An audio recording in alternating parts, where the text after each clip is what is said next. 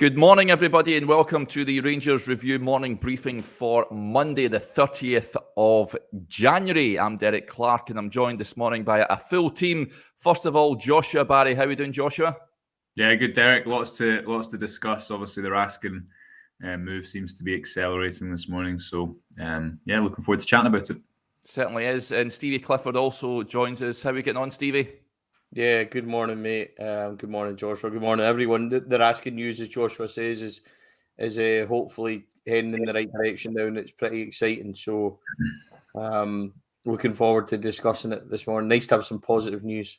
Yeah, absolutely. We are hoping, folks, to have the Belgian football transfer expert, Sacha Tavolieri, on at some point as well today to give us an update on Nicolas Raskin. He said he should be able to come on at some point, so fingers crossed, and we'll bring him in as soon as possible. Before we talk all things Rangers, you know the drill by now. Well, first of all, just a reminder of our tremendous offer we've got on the website, just £1 for 4 months worth of content, or you can take advantage of our annual subscription, which has been slashed by 45% from £34.99 to just £19 for the entire year. Head over to rangersreview.co.uk/subscribe for all the details. And our podcast sponsor, as you know, is the Seneca Hair Restoration Group. They are the #1 hair transplant corporation in Europe due to its elite hair restoration services and innovation techniques. They are the #1 folks to go to if you're looking to reinvigorate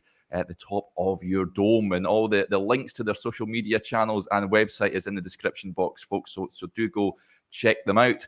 Right, there's only one thing to talk about at the moment. We'll discuss a number of things over the weekend, namely the victory over St Johnstone.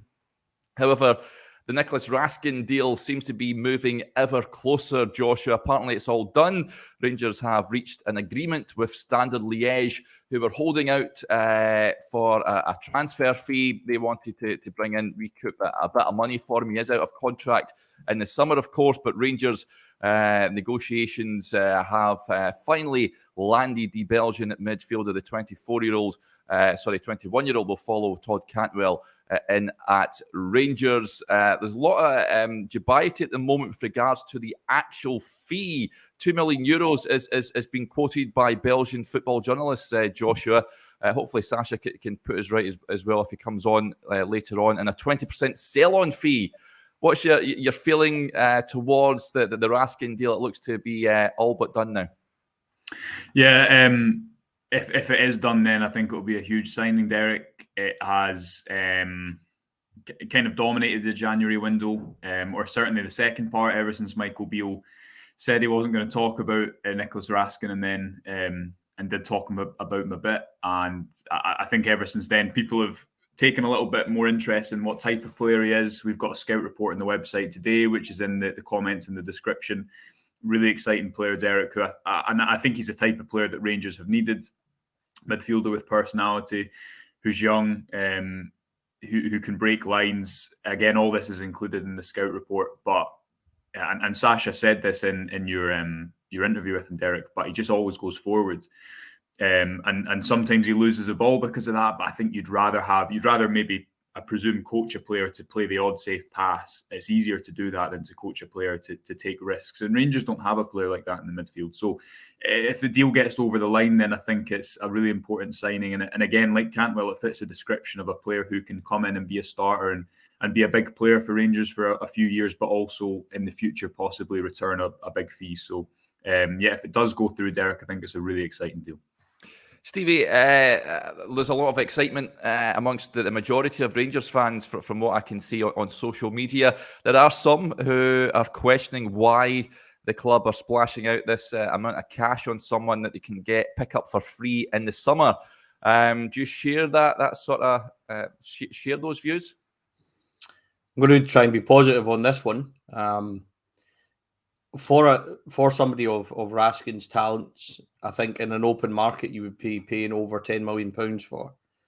So yes, it might seem like a wee bit of money at this point with only 6 months left, but you know, if we were selling Alfredo Morelos or Ryan Kent at this moment, I think we'd be looking for the exact same type of deal. So I don't think it's a bad deal. I think that when you're paying for that type of quality, which we think he is, which he's got, as Joshua discussed, he's got the age profile, he's got the ability profile.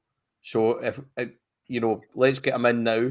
Let's get him settled. Let's get him acclimatized to us so that he has a 6-month head start ahead of next season. And, there's obviously still a lot to play for at this point, Derek. So you get that quality in.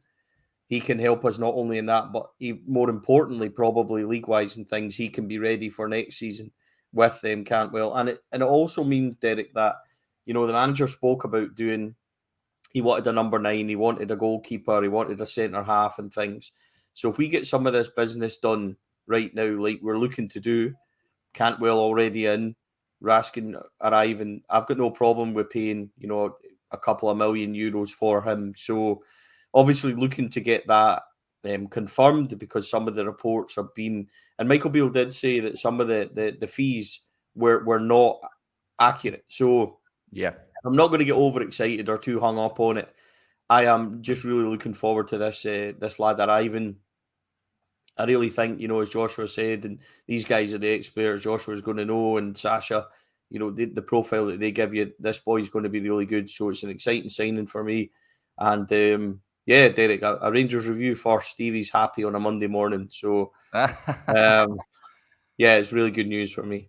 Yeah, fantastic. Joshua, you've put a link into a brilliant piece you did on the website. Do go check it out, folks. It's a scouting piece on Nicolas Raskin, what we can expect to see of him in a Rangers jersey. Do you think, well, you're going to speak to Michael Beale a little later on, Joshua. Is it too ambitious to think we might see him on Wednesday night? maybe a bit. I don't know. I mean, just on the topic, Derek, of the fee, if Rangers...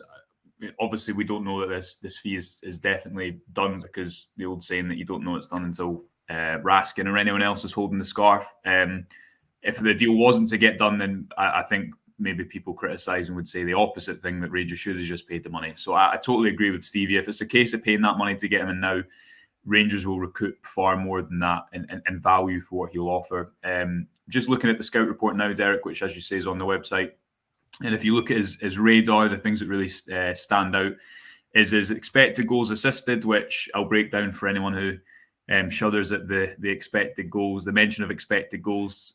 Michael Beale, to be fair, even said he didn't like it in a recent press conference that much, so they're not alone in it. But it's basically direct chance creation, creating shots for teammates effectively. Raskin's is 0.2 this season. If you compare that to John Lundstrom's 0.03 and Glenn Kamara 0.08, he's much more likely to create direct chances for his teammates. And often that comes because he'll drive through the middle of the pitch.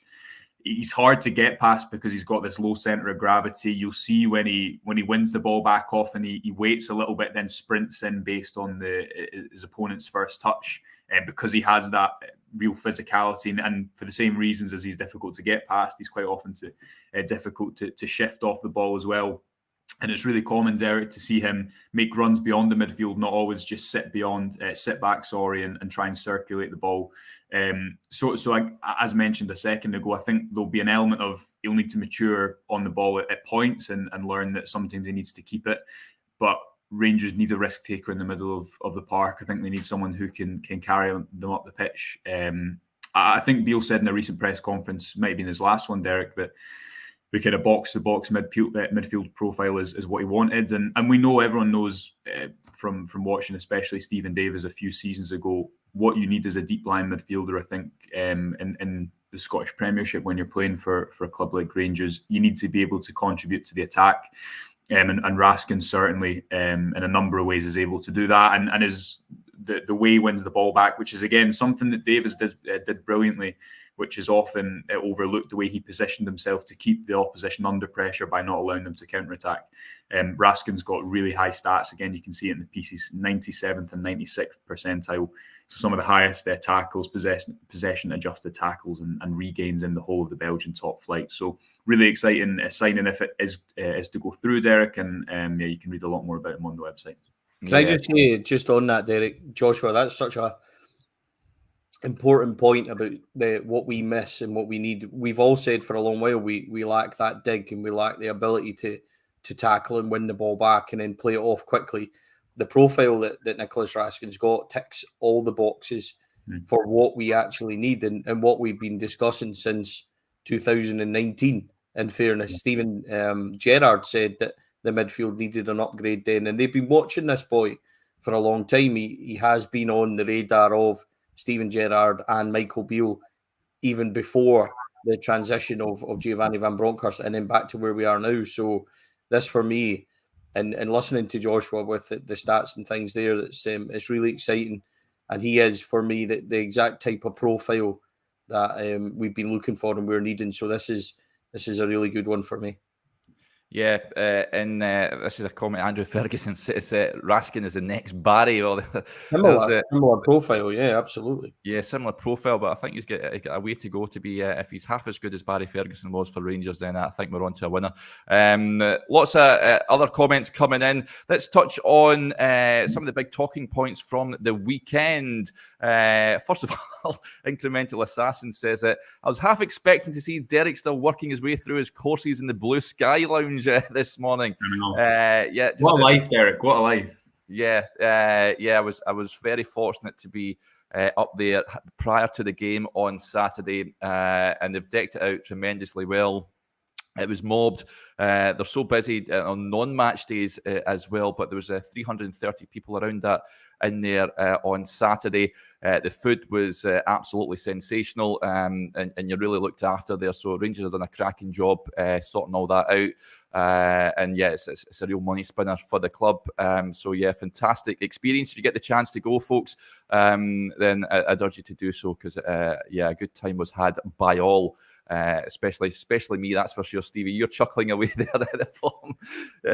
You couldn't wipe the smell off my face when I came back over to the press gantry to cover the game. I was actually, you're in there obviously for the whole game, but unfortunately I was on work duty, so I had to hot foot it over to the Bill Struth stand to do my work. But yeah, it was absolutely fantastic. And comments coming in with regards to the actual game itself. A 2-0 win over St Johnstone. Not the greatest of matches. There were a couple of big talking points, of course. James Tavernier netting a first half penalty. Glenn Kamara adding the second in the second half. Michael Beale did say he did want more goals in that second half. I think Rangers sort of settled at 2-0. But George A says, good morning, everyone from Colin Lancashire. It was great to be at Ibrox on Saturday to see our new signing, Cantwell. That's what I wanted to ask you boys about. Todd Cantwell coming in for his debut. He started the game. I was delighted to see him start, I've got to admit. And I thought he did well, Joshua. Maybe not spectacular. He faded understandably as the match wore on. But I think that'll do him the world of good. And by all accounts, Stevie and myself had seen him in the post-match press conference as well. And he was beaming. He said he had goosebumps walking out at Ibrox. But I thought it was a very solid debut from him. Yeah, I mean, you can also read about this on the website. Derek got a long piece looking at Raskin's debut, pardon me, how he kind of fits into that Beale mould of playing with flexibility and variety and the new ideas that the manager referenced when he came back. What I think that is specifically the freedom he's given to these attacking players, even more than before. I think it is so unpredictable, and that makes it really difficult for opponents to defend because they don't know where any given player is going to pop up. We've got the pass maps and everything from the game in there, which shows the type of areas that Cantwell and Kent were picking the ball up in. I think the biggest compliment you could offer Cantwell is in ways of putting the piece. It didn't feel like a debut. And as you say, Derek, that's not to say that his performance was perfect, that physically he looked right up to it, or he scored 2 goals or whatever, but more so that he looked so comfortable playing in that position, in that free role, taking the ball under pressure, linking up with teammates. I thought him and Tillman, who just continues to be just such a good footballer, had some nice link-up moments in that first half. Cantwell and Kent as well. And Beale said Rangers didn't really reward themselves, and I think that's true. I think if they had an extra goal scorer in that team, and that's obviously the trade-off for playing Kent and Cantwell, then it's a more comfortable first half. Morelos obviously has, I think it was 6 shots he had, without finding the back of the net. But also I thought he was really important for that second goal. The Rangers tried to play into him something like almost 50 times in that game, which just shows you how much of an option he is when he plays in that central striking role. But I thought a good start for Cantwell. You can see what he's going to bring, and you can see that he is perfectly suited to this type of football, getting lots of touches on the ball, driving forwards with it, and always creating an extra man around the ball, which he's seen perfectly for the second goal, even if Rangers did have an extra man by that point. Yeah. What do you make of Cantwell's debut, Stevie? I thought he was good, showed nice flashes at times, linked play up well. Obviously, he started over on that right-hand side, but he was given that license to roam at points. And I thought he could be pretty satisfied with his debut. The question now, though, is does he start on Wednesday night? I would be inclined to bring Sakala in, but what did you make of his debut on Saturday? Before we talk about Todd Cantwell, I can't stop laughing at a memory of Saturday, Derek, when you were up in the gantry. And it came in on the second half that Aberdeen were getting beat 4-0. And it was myself, David, Adam, Johnny, and then Derek. And Johnny started going on about how he thinks Jim Goodwin is a good manager and this has been unfortunate. So I can see past Johnny, and Derek's in the background like that. And it was very, very amusing for me. Johnny. Johnny was on his defensive for Jim Goodwin, but it was very amusing, and it was just somebody that's had a wee tipple in the afternoon telling us it was quite amusing. So on to Todd Cantwell, Derek. I thought he was good. I thought he looked very comfortable, and it was like we discussed last week when I thought that he would play a lot of second passes and a lot of maybe not be the star man as such. Like he would be the one that would set up your Kents for the assists or your goals or whatever. And he done exactly that for the second goal on Saturday, which I thought very progressive pass, zipped into Alfredo. He just needs to flick it, and he done that, and Kamara gets beyond. So it was the exact type of performance that I thought we might get from him. And he was enthusiastic. He picked up some good positions. And he battled. This was something I asked him in the game afterwards. He put his foot in quite a bit and he battled, which is maybe another side of what we don't or maybe didn't expect from him. And he actually said in his post-match presser that he is not that type of player. He's not a kind of flamboyant, lazy player. He does always work extremely hard for the shirt. So maybe we've got or maybe it's just me, maybe there's a preconceived perception of what he's like, and he certainly didn't look like it on Saturday. He puts his boot in, he certainly does a shift. So what was great about it, Derek, as well, as you know, how excited and how happy he was in the presser afterwards. He just looked absolutely beaming to be playing. He looked like he loved the whole experience. He looked like he was just delighted to get 60 minutes in a place where he was going to be allowed to flourish and allowed that free role to go and create, and he just looked really happy with it. So it was a good presser. It was good to see him. It was a good 60 minutes. I thought it was a good decision to play him and get him some time in the legs. Does he start on Wednesday? It's a different type of game.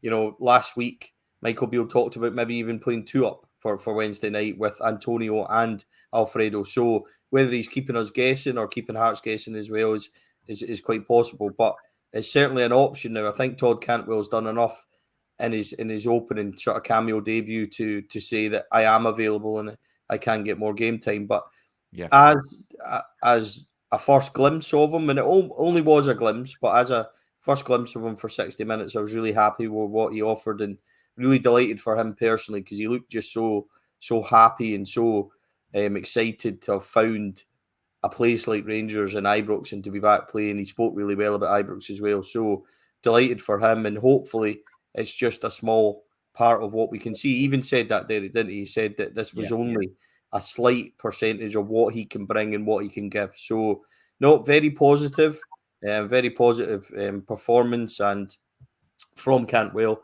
And when he went off, incidentally, Derek, I think the whole thing kind of dipped down a wee bit. So that might tell you a wee bit about it, but I'm looking forward to seeing more. Yeah, that's echoed by Aldo, who gets in touch. Good comment here. A good debut for TC on Saturday. Seeing flashes what he should offer going forward. His movement at times to create space was really good to watch. Yeah, totally agree, Aldo. A nice comment coming in here from World's Greatest DJ, aka Ian, who I met and when I was doing a little tour of the new Edmondson house. It was great to speak to you, Ian, as well. Fantastic, actually, to bump into a good number of Rangers Review supporters on Saturday. and many of them travelling from far afield. There was a father and son who travelled the father from Thurso and the son from Essex, no less, which just shows you the pool of this fantastic club. But yeah, great to speak to each and every one of you on Saturday. Let's get to a few more of the comments that are coming in. This one I wanted to touch on, Joshua, because it ties in with a great piece you did, a great interview with Yanis Hadji prior to the match on Saturday. Do go and check it out, folks. It's a fantastic interview. B. Blair says, Hadji looked fit and strong. He's like a new signing, as the old cliche goes. I thought he was good when he came on. Showed, again, a bit like Cantwell, but it just shows you what he's a quality player. There's no denying it. He sent a fantastic corner in, actually, in the second half, but unfortunately there was no takers. But that aside, I'm looking forward to seeing more of him. I think Michael Beale did touch on him coming on Saturday, and it's all about sort of integrating him in slowly because he has been out for so long. But it's great to see him back in the matchday squad, Joshua. Yeah, fantastic to see him back. A year and a week since that injury against Stirling Albion. Beale said after the game that he's still a few weeks away from being ready to start and play 90 minutes, but they had this date in mind. And when I spoke to him a little while ago before he was back on the pitch, he had this date in mind, and I don't think he was budging on that. He was working hard to get back onto the pitch against St Johnstone at the weekend. The link to the interviews in the description. Really interesting. He's a really engaging character, really generous with his time as well. So it was great to just, often with footballers, Derek, you don't really get much time to actually interview them beyond the basics of what they thought about the first half. So to actually get a bit of detail on how Hadji spent his time away from the pitch, some of the stories behind his move initially to Ibrox with his dad, and why his dad was so set on him going to Rangers from the start. Some nice details on that game against Braga and the stories behind that. 55 season, the road to Seville. Again, lots of details of what it was like for him, the difficult parts of his injury, and how he chose to learn another language. I think he's now a speaker of 6 languages, as well as really trying to improve his football knowledge off the pitch. So yeah, it was a pleasure to speak to him and interview him. Hopefully that's reflected in the piece, and it's on the website. I'll stick it in the comment section as well, and in the description. Brilliant. It's actually brilliant. Joshua, great work. I said that at the time. You had messaged me to say, go and have a look at it. That's out, but I'd already read it and it's fantastic. So I would thoroughly recommend people go and give it a wee peek.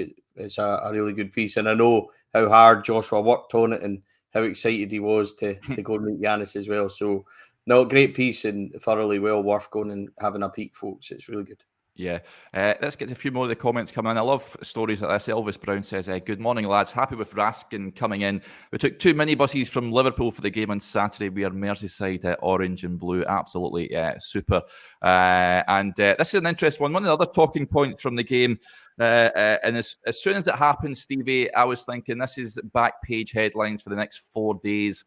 It's rather tiresome for me, I've got to admit. But Dave Fulton says, unpopular opinion, but I thought Jack was lucky to stay on the park. His and Clark's card should have been both yellow or both red. This is my point before I ask you, Stevie. I thought, and this is not with the blue-tinted specs on, Willie Collum, I thought, had a good game on Saturday, I've got to say. Nicky Clark won justified red card. I don't think you can have too many complaints.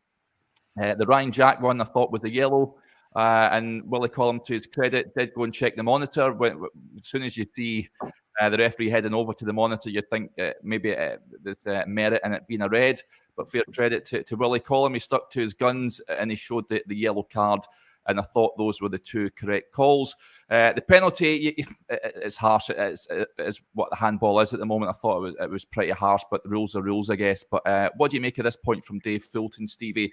For me, the referee got it bang on. But what was your take on it? Haven't seen the replays properly, Derek. Certainly not of the penalty incident. So what I would say is that it looked to me in the gantry like it definitely struck his hand, but I've not seen a replay to see where his hand was or anything like that. I said at the time, Derek, if you remember, that I thought that it was a clear penalty kick, or I thought certainly that it hit his hand for a penalty kick. So I would trust that, if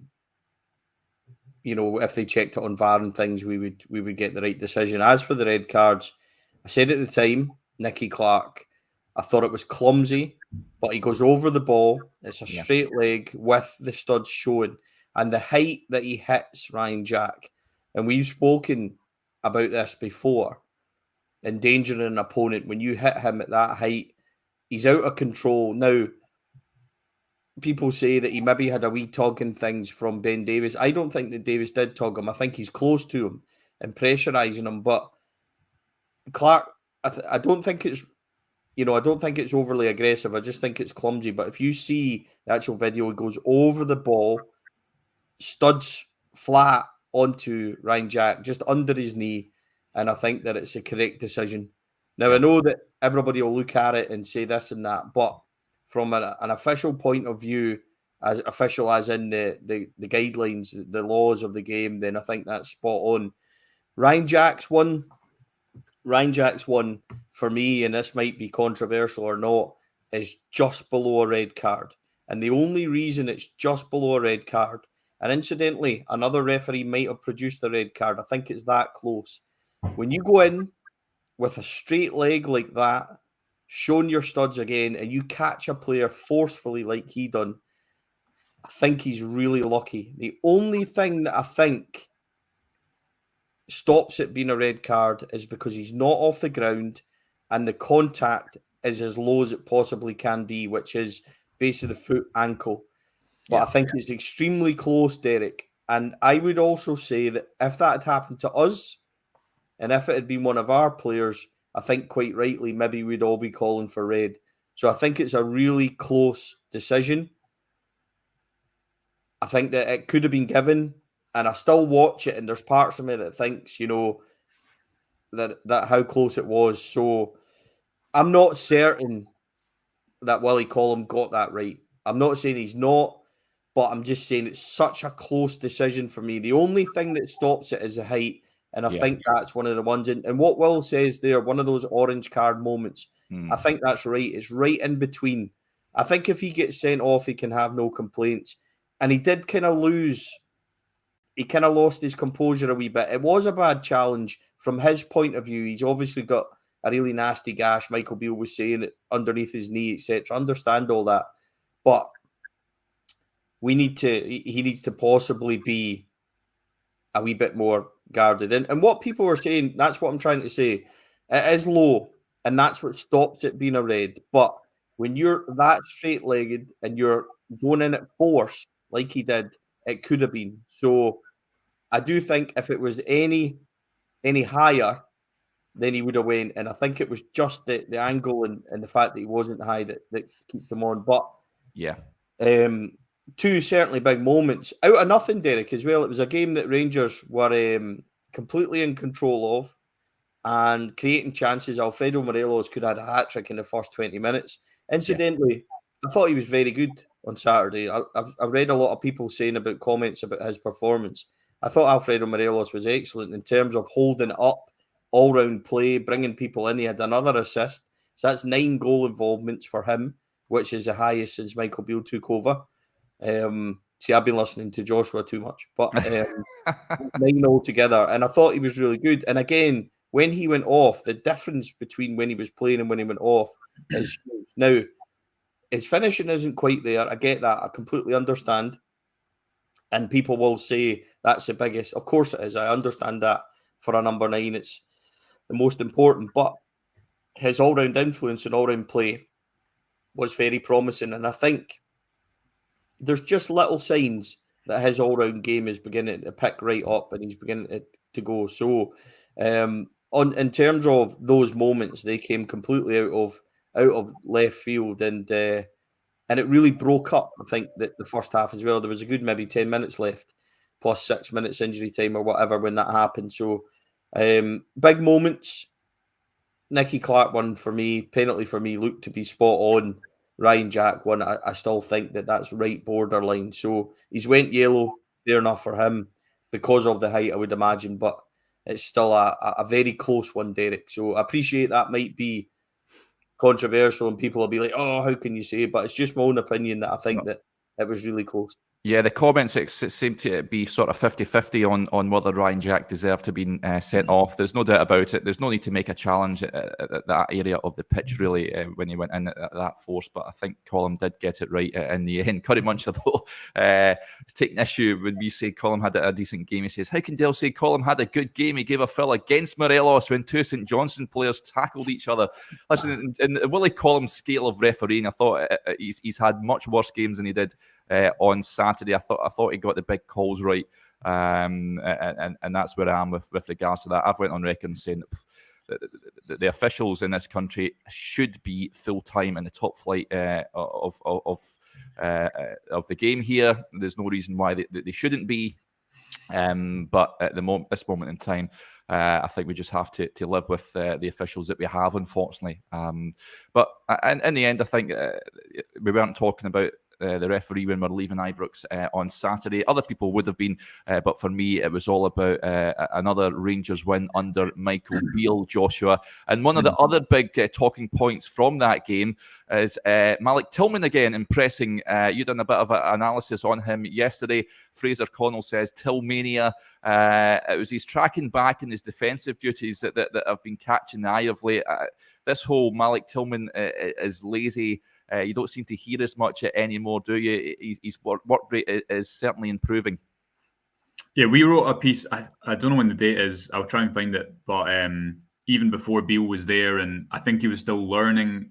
I think it was more difficult defensive system maybe off the ball because often it was man for man, and he was still learning that. But he still had by far the most pressures in the team per 90, which doesn't. That's not definitive, but it's quite a good indicator that he is working hard. He's so good, Derek. 20 years old. There's not been a better player in the squad this season. I don't understand the argument that you shouldn't buy him, or I don't think you're going to get a better player for that money. So if anyone thinks that Rangers still shouldn't buy Tillman, obviously there might be some good arguments against it. I think you'll make a lot of money on him in the future as well. But you're right. I think it was 4 attacks he started by winning the ball back high at the park, Derek, in the first half alone, playing in that slightly deeper role on the right. I thought he linked really well with Cantwell. It's just so good. And again, this is still the first 6 months of professional football he's played. I think next season, if Rangers are able to keep him, you'll see a player who's far improved from the one who came in at the start of this season and still was then able to make a big impact. So I thought he's been fantastic. And Glenn Kamara as well, I thought that was his best performance in a long time. Yep. Interesting to see him running beyond kind of early on in the game. There was that moment where Cantwell almost found him. I think he played on his right foot when he maybe could have taken it on his left. And then that pays off for the second goal as well. But Kamara plays through the lines to Morelos. It was more reminiscent of that pass he played against. Was Antwerp when he played that pass at home in that 5-3 win or 5-2 win through the lines in Morelos. It's Kent's goal where Morelos takes it in and Morelos looks as quick as he ever did in a Rangers shirt. So I thought to have those two players on top form. Again, Rangers didn't really reward themselves, I thought, overall in that performance. They should have had a few more goals, and then the tone of the conversation is a lot different. But Tillman's been fantastic. Again, I think he's been the best player in an admittedly poor season for Rangers. And yeah, you've got to sign him. There's no discussion about it for me. Yeah, just on that as well, Derek, sorry, just people saying, about what Josh was saying about his pressures and picking up the ball and that and maybe a different side of his game. That's all evident and true. He still had 2 fantastic through balls on Saturday as well, which could have been and probably should have been assists. One for Alfredo in the first half, the second half, Ryan Kent, which was a fairly fantastic save, to be fair, just before we scored our second goal. So it wasn't that he played, a different role as such. I just thought that on Saturday, I completely agreed. I was talking to Adam and yourself about this on Saturday. It was more evident, I think, his pressures because he was playing slightly wider on the right. And I think it made it more visible, possibly, to people picking it up. And his performance all round was very good. And if you can get that work rate out of him, as well as still getting what we had from him at the other side, which, as I said, potentially could have had a couple of assists, I thought he was very good. I'll go back to what I said. He's got to be the signing we would look to make. I just think that it's a budget thing for me. If we've only got so much and he's going to cost $5 million, then that might be problematic. But I think we should do everything possible to keep him. As Joshua says, he's only going to get better and improve. And if you're seeing a different side to his performance, and Joshua will be able to tell me if his stats are always that high or it's progressively like that throughout the season so far. But if you're starting to see a different side like that, as well as everything else, then I think you're on to a real winner. And you're not going to lose money on that deal. I think that's a big thing as well. If you do spend the money on him, you're not losing out. He's a fantastic young talent, and with the other players as well. When you start putting Raskin, Cantwell, and other little pieces of the jigsaw in around them, if you're then going to get, what Michael Beale says, all of a sudden that spine of that team's looking it's looking very strong. So Joshua stats yesterday were very interesting. What I liked about it is, as well, is see when we discuss things at games, Derek, and you talk about Tillman like we did and things like that, and then you get the stats to back it up. It's quite interesting that that it all correlates together. So no, really good. And I'm with Joshua there. So really positive performance in a different way, slightly from what you might expect. Yeah, I agree with Andrew Hunter. He says, Tillman lives rent-free in my head. We need to sign him. What a class young man. Yeah, totally agree. Just a few more comments to come in before we wrap up today. Well, first of all, Heller, lovely comment, Heller. I signed up to the website just to read Joshua's Hadji interview. Loved it. Great to have you on board. That is fantastic. Denzel gets in touch. This is an interesting point. I think I'm right in saying there was no sign of Lowry on the bench on Saturday. Is this significant, Joshua? I think we've touched on it before. I would be inclined to send him out on loan personally if he's only going to get cameos here or there. When I say on loan, I don't mean Scottish Championship or whatever. I want him to be sent either down south or abroad for the next 6 months. Or I'm not entirely sure that another team in the Scottish Premiership perhaps might be good for him. But do you think that's a possibility? Will he get a look in, do you think, for the second half of the season? Well, that area of the pitch is only getting busier with Cantwell and Hadji coming back. I don't know. I feel, in a way, Derek, we've been having this chat really since this time last year when Lowry initially broke through in that. It was the game that Hadji got injured, wasn't it? And the manager's spoken about it before, and the comment that he made that always stuck with me is that Lowry needs to earn his place in training. He also did have an injury, I think, after the Motherwell game and missed a few games. So then it's easy to maybe read into a situation that isn't there. But I think that's what Beale wants. I think he wants competition again, to go back to something he said on the Saturday's post-match press conference about the need to keep your shirt. He's referenced turning the dial up in the building before and just trying to drive competition. So I don't know if much has changed apart from more competition, Derek. It didn't seem like Lowry was going to go out on loan earlier in the window based on what Beale was saying. Maybe it's slightly more likely now with Hadji and Cantwell back in the building, but I guess it's the same situation as before, and Lowry will have to get an opportunity and make the most of it when he does. And to go back to what Beale's saying, I'm sure that comes into training as well because of that comment he made about having to earn his place in training. So yeah, I don't know if there's much new on that.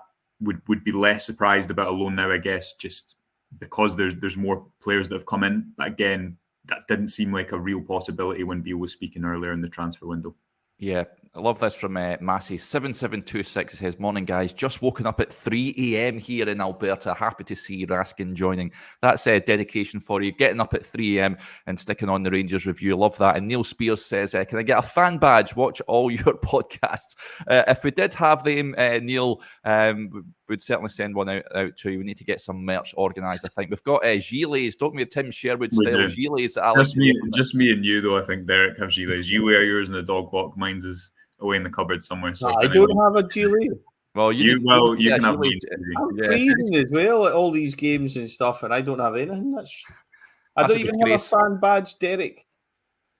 We'll need to sort one. We'll sort one out, Stevie. That's out of order. We need to get some merch sorted. And good to speak to Mark McPhee. Says good to have a quick chat to you on Saturday. Absolutely, Mark. Like I said earlier, fantastic to bump into so many supporters of the Rangers review. It really is fantastic to have a chat with all you boys outside the ground. Just before we go, I want to get your thoughts on this, Stevie. John Dooley says, would Remy Matthews be a good signing for us?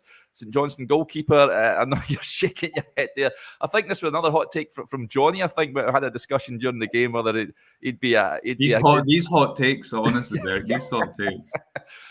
For me, he's not. Listen, I think he's a decent enough goalkeeper. But is he any better than what Rangers have in the building at the moment? I'm not entirely sure, Stevie. What would you say? Interestingly, statistically, he's the worst goalkeeper in the league. So I think it was Patrick Kasky maybe that put up his stat thing, and they said that he was the worst. And we need to maybe stop doing this, because what happens is players have decent games against us, especially defensively. Maybe a goalkeeper where he'll play well and have a few saves and stuff like that, because we pressurise so much. Now, listen, the lad did have a few decent saves, but is he better than what we've got? No. So. No, it's we'll stick to that as one of Johnny's suggestions. The boy Roos that people mention, and spoke about the times that I've seen him, he's impressed me before. But then I seen last night Aberdeen were potentially getting in another keeper. So that's the thing, we don't see him, or we don't see these guys maybe out with our games. So how are they really performing is more of a kind of question for me. So no, I'm not overly keen on either of them, but I was pleased, Derek. I remember we had a very frank discussion about Ryan Porteous, and I was dead against it, and I was pleased to see him go to Watford at the end of last week. So that's one that I don't need to worry about coming back and becoming a meme of me just sitting all grumpy saying that I do not want him anywhere near, and then he arrives. So he's not there. I'm not sure that the lad Matthews is a bad goalie, but not where we want to be, I think. So yeah, and so I know from me. Yeah, on that, David Andrews sums it up quite nicely. He says, "Oh, Jeezy peeps, man." So I think that's where we'll file the Remy Matthews to Rangers debate. Right, okay, folks. I think that'll do us there. Thanks to everyone for interacting with the show as ever. It's absolutely fantastic as always. Just a reminder, we've got that offer on the website. 2 offers you can take advantage of. We've got 4 months of content on the website for just £1, or you can take advantage of our annual subscription, which has been slashed by 45%. So is meant to be £34.99, but it is just £19 for the entire year. So go and head over to rangersreview.co.uk/subscribe to sign up. Okay, folks, thanks to Joshua and Stevie as ever. As I mentioned earlier on, the press conference for the match on Wednesday against Hearts takes place a little later on today. We'll have all the fallout from that on the website and our social media channels, so keep your eyes peeled for that. And we'll be back again tomorrow as we look ahead to that trip to Tynecastle.